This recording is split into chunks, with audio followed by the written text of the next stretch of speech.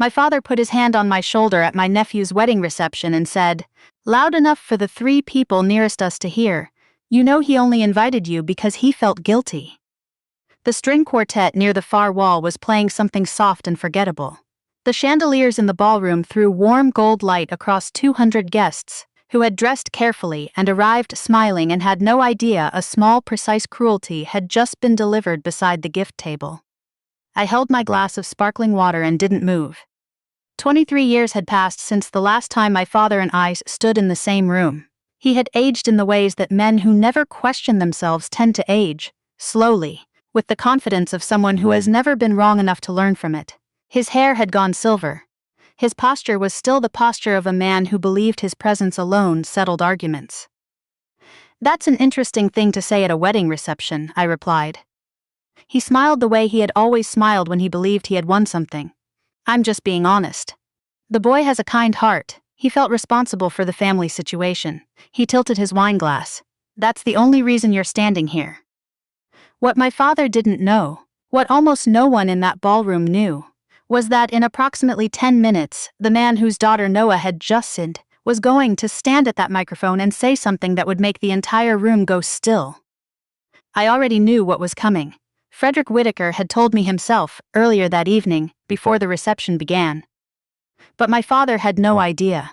He still believed the story he had been telling himself for 2 decades. The one where I had made a foolish choice, chased something reckless, and spent 23 years quietly circling back toward regret. I took a sip of sparkling water and let him keep believing it. Just a little longer. The house I grew up in sat on a half-acre lot in Naperville, Illinois, the kind of suburb where people planted seasonal flowers in window boxes and kept their lawns edged with the precision of people who believed neatness communicated something important about their character. My father, Miriam Crain, was an insurance executive for 30 years. My mother, Agnes, taught elementary school until her knees gave out, then switched to private tutoring. They were not cruel people. They were people who had built a very specific picture of what a successful life looked like, and they loved their children the way some people love a blueprint, carefully, conditionally, and with the assumption that deviating from the design was the same thing as failing it. My brother Tanner had always understood instinctively how to move inside that picture. He was easy in the way younger children sometimes are, easy in the way that made my parents exhale when he walked into a room. He became an accountant. He married a woman my father described as sensible. He bought a house 4 miles from our parents and attended every Sunday dinner without complaint for 30 years. I was the one who asked too many questions. Not loudly, not dramatically. I was the kind of difficult that comes wrapped in good grades and polite conversation, the kind that only becomes visible when someone finally asks you what you want.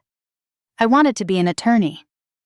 I had wanted it since I was 14 years old and watched a documentary about a public defender in Chicago who spent 11 years fighting to exonerate a man wrongly convicted of murder. There was a scene where she stood in a courthouse hallway after the acquittal and said quietly, to no one in particular, "The law is only as good as the people willing to use it correctly." That sentence settled into me like a stone into still water. I never forgot it. By the time I finished college with a degree in political science, I had taken the LSAT and scored well enough to have real options. My father had other plans. His name was Douglas Farr, the son of a man my father played golf with, a junior partner at a financial planning firm in Downers Grove, pleasant enough in the way that men who have been told they're impressive tend to be pleasant. My father had been quietly engineering dinner introductions for 8 months. By the time he sat across from me at the kitchen table, with that expression of careful patience, he had already decided the outcome. "Douglas is a good man," my father said. "Stable, he'll make partner in 3 years, his family has roots here." "I'm sure he's fine," I said. "More than fine." He folded his hands on the table. "He's interested in you, and you're 22 years old, Miriam. This is the time to be thinking about your future." "I got into Northwestern," I said, "the law school." The kitchen went very quiet. My mother looked up from the dish towel she'd been folding. "I accepted," I said. "I start in the fall." My father didn't raise his voice, he never did. That was the particular discipline of a man who believed losing your composure was a form of weakness. He simply set down his coffee cup very carefully and said, "You will turn it down." "I won't." "Miriam." His voice carried the kind of patience that isn't really patience at all. It's the tone people use when they're about to explain to someone they've already decided can't understand it. A law degree takes 3 years and costs more than $100,000. What exactly do you think you're going to do with it? Practice law. Where? Doing what? Public defense to start, then I'll figure out the rest. He studied me the way he'd been studying me my whole life, looking for the angle, the logical lever that would redirect me back toward whatever outcome he'd already chosen. You have a real opportunity here, he said. Douglas is. I don't want Douglas, I said. I want law school. My mother set down the dish towel. Honey, maybe if you just met him a few more. It's not about him. I kept my eyes on my father. It's about the fact that you've already decided what my life is supposed to look like, and I don't agree with the decision. Something in my father's expression closed, the way a door closes when it's been shut from the inside. Then I suppose you'll have to live with the consequences of that, he said. I waited. Some part of me still expected him to walk it back, to say something that sounded like a father. He didn't. If you insist on this, he said, you'll do it without support from this family, financial or otherwise. I nodded once. All right. I think he expected me to cry, or argue, or spend 24 hours reconsidering and come back to the table apologetic. Instead, I went upstairs and began making a list of every loan and scholarship available to a first-year law student with no family support, and a very clear idea of what she intended to do with her life. I left 3 weeks later with 2 suitcases, a laptop, and a Stafford loan package. My mother called once, 2 months in. She told me my father was hurt. I told her I hoped the feeling would eventually teach him something useful. She didn't call again for 4 years. That's what silence actually costs, and almost nobody understands the total until the bill is already years overdue. Northwestern law was harder than anything I had prepared for, and I had prepared carefully. The first semester felt like learning to breathe underwater. Constitutional law, civil procedure, contracts, torts, each course its own world, each professor their own distinct idea of what rigor required. I worked in the library until midnight 6 nights a week. I lived in a studio apartment in Evanston that smelled faintly of the previous tenant's cooking, and had a radiator that clanked in winter, like something trying to escape from inside the wall. I loved it. Not the apartment, the work. The specific satisfaction of taking a complicated problem apart and finding the exact point where everything hinged. The moment in a case when you saw where the argument had to go and understood, with sudden clarity, that you could get it there. I graduated in the top 12% of my class. I passed the bar on the first attempt. I spent the next 4 years as a public defender in Cook County, handling cases that no one else wanted, for clients who had nowhere else to go. Public defense work is the part of the legal system most people prefer not to think about carefully. The caseloads are brutal, the resources are thin. The clients came to me at the worst moments of their lives and had to trust that I was capable of protecting their rights inside a system that moved fast and didn't always look closely at who it was grinding through. I learned more in those 4 years than in the 3 before them. I learned how to stay calm in a courtroom when nothing was going right. I learned how to cross-examine a witness who was lying with so much confidence that even the jury looked like they believed it.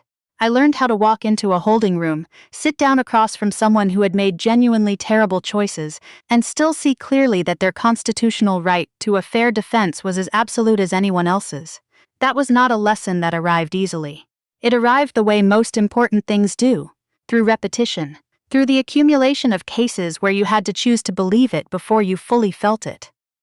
From there I moved to the U.S. Attorney's Office. 6 years of federal prosecution, white-collar crime, wire fraud, corruption cases that took 18 months to build and 3 weeks to try. I was good at it. I had the patience for detail that long cases demand and the temperament for pressure that courtrooms reward. The nomination to the federal bench came when I was 38. The confirmation process took 7 months and 2 rounds of Senate hearings and a background investigation that examined my finances, case history, and professional associations with an exactness I found, honestly, more reassuring than intrusive. If you're going to give someone a lifetime appointment, you should look carefully at who you're giving it to. I was confirmed 61-39. The case that mattered came 2 years into my tenure. Frederick Whitaker was 51 years old, a commercial real estate developer who had built a legitimate business over 20 years in the western Chicago suburbs. He was charged with wire fraud and securities violations. The government's theory being that he had deliberately misrepresented the financial condition of 3 properties in a deal that cost investors $4.2 million. It had been front-page news for weeks. The prosecutors were experienced, and the evidence on the surface looked substantial. I had handled enough fraud cases to know that surface evidence is often exactly that. 2 months into the proceedings, I noticed something in the documentary record that the defense had flagged, and the government had answered dismissively. The financial projections that formed the basis of the fraud allegation had not been created by Whitaker. They had been prepared by a third-party consultant, whose relationship to the deal had been fully disclosed in the original investor filings. Filings the government's case never adequately addressed. The issue wasn't mine to argue. My job was to ensure the proceedings were fair, the evidentiary rules applied correctly, and the jury received accurate instructions. I did that job with the same care I brought to every proceeding, without regard to which side I thought was more sympathetic. The jury acquitted on all counts after 4 days of deliberation. In the courthouse hallway afterward, Frederick Whitaker's defense attorney shook my hand briefly. I didn't see Frederick himself that day. Judges don't typically linger in halls after verdicts. 3 years passed. Then his daughter Isabel met my nephew Noah at a graduate program in Ann Arbor, and they fell in love, and they planned a wedding.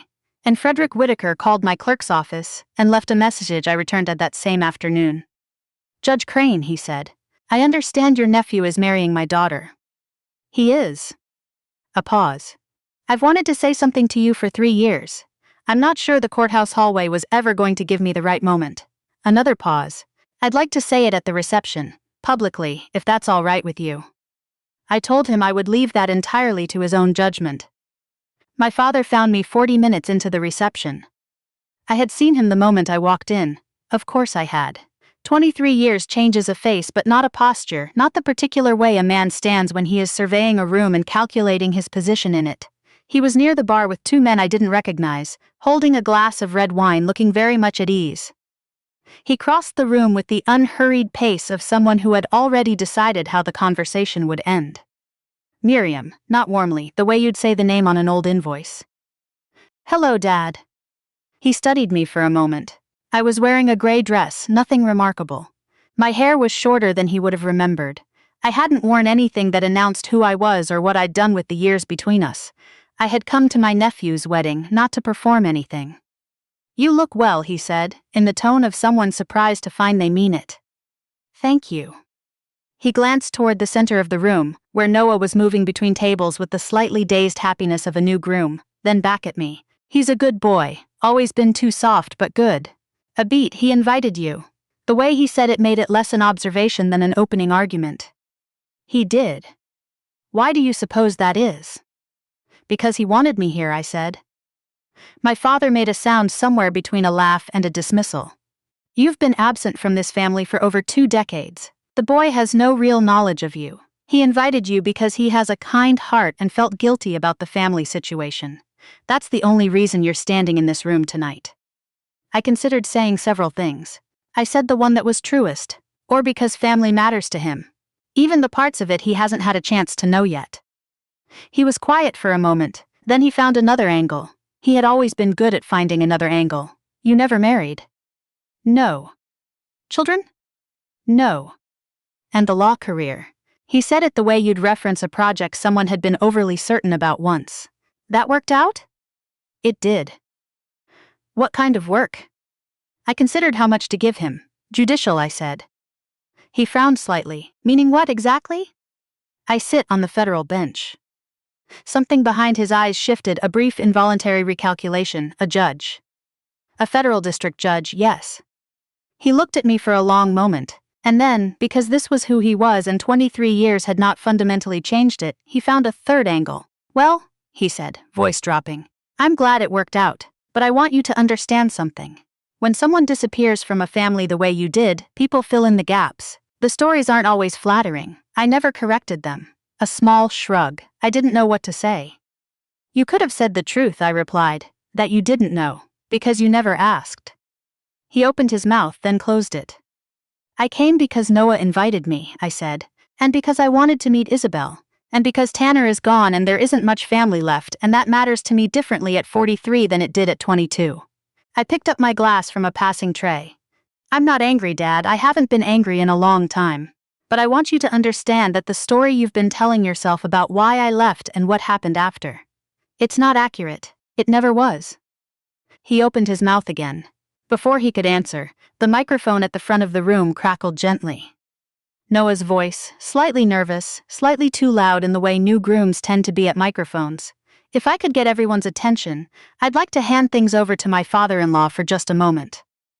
My father glanced toward the stage. I kept my eyes on him.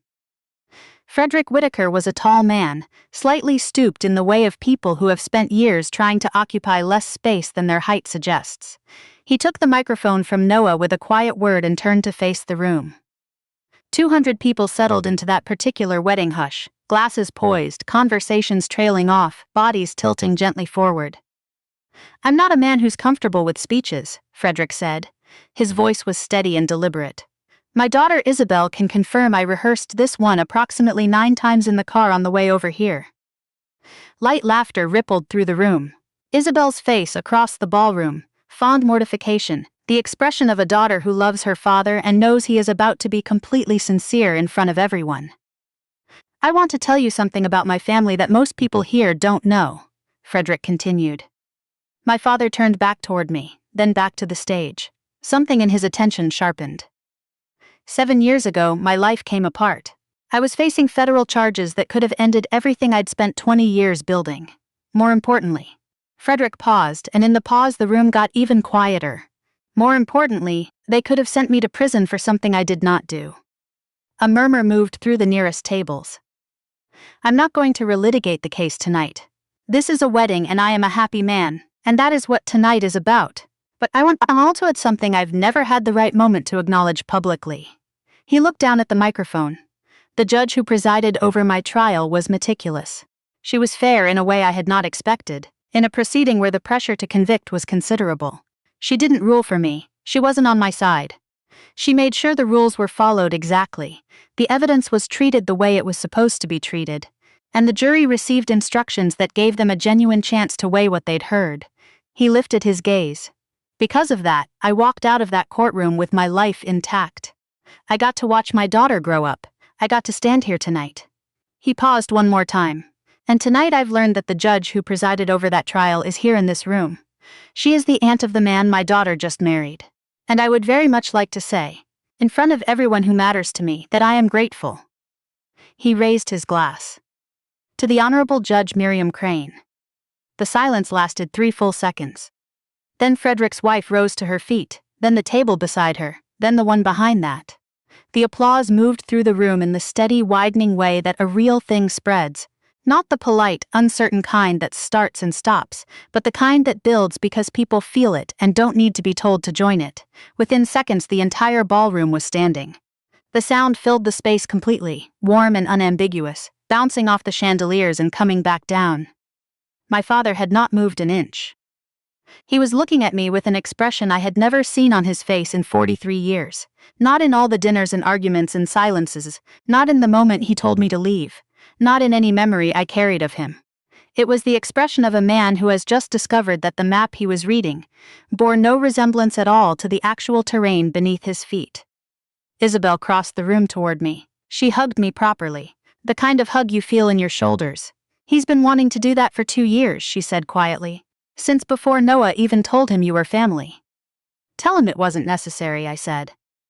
He'd say it absolutely was. She went back to her husband. Noah caught my eye from across the room and grinned. The wide, uncomplicated grin of someone who has just watched something fall into place the way it was always supposed to. He looked in that moment exactly like his father Tanner at about 12 years old, grinning at me across a carnival midway because something had gone unexpectedly right. That thought settled into me somewhere quiet and specific, the way memories of the dead tend to settle, not painfully, just permanently. The applause faded. The quartet resumed. The room breathed out and rearranged itself, though the air in it was not quite what it had been before. My father was still standing beside me. He didn't say anything for nearly a full minute. I didn't fill the silence for him. Finally, federal judge. Yes. How long? 5 years. He exhaled through his nose, the slow, controlled breath of a man composing himself and buying time at once. I didn't know, he said. I know you didn't. You could have. He stopped, reconsidered the sentence. Tried a different door. I would have liked to know. You knew where I was, I said. You knew what city I was in. You knew I was still practicing because Tanner told you. You knew how to reach me. I said it without heat. Just as a fact, the way you'd read a line from a record, you knew. He looked at the floor. The chandelier light was warm, but it wasn't kind to the lines around his eyes tonight. And he looked his age in a way he hadn't when he'd first walked across the room. Tanner, he said quietly. Yes. My brother had died 14 months earlier. Cardiac event at 54. Fast, the doctor said, which was the one mercy in it. I had found out through a phone call from a cousin I barely knew, because my father hadn't called me, and I hadn't been in the habit of calling him. That was what 23 years of silence actually looked like in practice, not dramatic estrangement, but the accumulated absence of ordinary things. Phone calls not made, news not passed along. A brother's death communicated through a cousin, because no one in the immediate family knew anymore whether reaching out was still something they were allowed to do. I should have called you, my father said. When Tanner died, I should have called. Yes, I said, you should have. He looked up at me. For a moment I thought he was going to say something more, something that would have required something more from me in return. But he didn't. He just nodded, once, slowly, with the particular steadiness of a man absorbing a verdict he'd been half expecting, and had no grounds left to appeal. I'm glad you came tonight, he said. I came for Noah, I said, and for whatever is left of this family. He absorbed that without arguing with it. Then, she would have liked this, my mother. She had passed 4 years before Tanner, and I had found that out through the same cousin, and had sent flowers to a service I hadn't been told about in time to attend. I didn't respond to the comment about her. Some things don't have an answer that fits inside a wedding reception. Some things belong to a longer conversation that may or may not ever happen, and pretending otherwise doesn't honor anyone. After a moment I extended my hand, not warmly. I didn't have warmth available for him yet, and I wasn't willing to pretend I did, but I extended it. That was what was true, and true was what I had. He took it. His grip was firm and slightly uncertain, the handshake of a man who no longer fully trusted the ground beneath his own feet. Take care of yourself, I said. Then I went to find my nephew. Noah was near the dance floor, flushed and happy, his new wife's hand in his. When he saw me, he stepped forward and wrapped his arms around me the way young people do when they mean it completely, without calculation. I'm so glad you came, he said. Me too, I said, and I meant it. Not as a closing line, not as the performance of a feeling, but as a plain fact that surprised me a little with how simply and completely true it was. I stayed another hour. I sat with Frederick Whitaker and his wife over dessert, and learned that Isabel had grown up hearing her father's version of his acquittal. Not as a legal story, but as a lesson about what it looked like when someone did their job with integrity, when it would have been easier not to. She had gone to law school herself. She was 2 years into practice at a nonprofit doing housing rights work in Detroit. She told me this the way young attorneys tell you things when they're still close enough to the beginning to remember why they started. And I listened the way I wished someone had listened to me when I was where she was. When I left, the night was cool and the parking lot was quiet. The particular stillness that settles around a building after the celebration inside it has moved into its later hours. I stood beside my car for a moment and looked up at a sky that offered nothing dramatic, just stars, ordinary and indifferent and sufficient. 23 years ago I had walked out of my father's house with 2 suitcases and a loan packet and the absolute conviction that the life I wanted was real and reachable and mine to build. I had not known then that the building would take this exact shape. I had not known about the public defender's office or the federal bench, or a fraud trial in my 2nd year of tenure that would close a circle I hadn't realized was open. Life doesn't follow the lines that 22-year-olds draw for themselves, and that's not a failure of imagination, that's just how it works. But the conviction had been right. And that, in the end, is the thing worth keeping. Not the title, not the room standing up, not even the look on my father's face when the map he'd been reading turned out to be wrong. Those are moments, and moments pass. What stays is the knowledge that you chose your own life when someone told you that you couldn't, and then you built it, and then you lived inside it. Not perfectly, not without cost, but honestly and on your own terms. That knowledge doesn't arrive when someone finally approves of you. It arrives much earlier, in a studio apartment with a broken radiator and a stack of casebooks and a quiet certainty that you are exactly where you are supposed to be. If you've ever been handed a verdict by someone who believed they knew your future better than you did, and you didn't accept it, I hope you kept going. I hope the work held you when nothing else did. I hope that someday, in a room full of people who matter, the truth found its way to the surface without you having to raise your voice at all. It never needs to. It simply stands and lets the room grow quiet around it.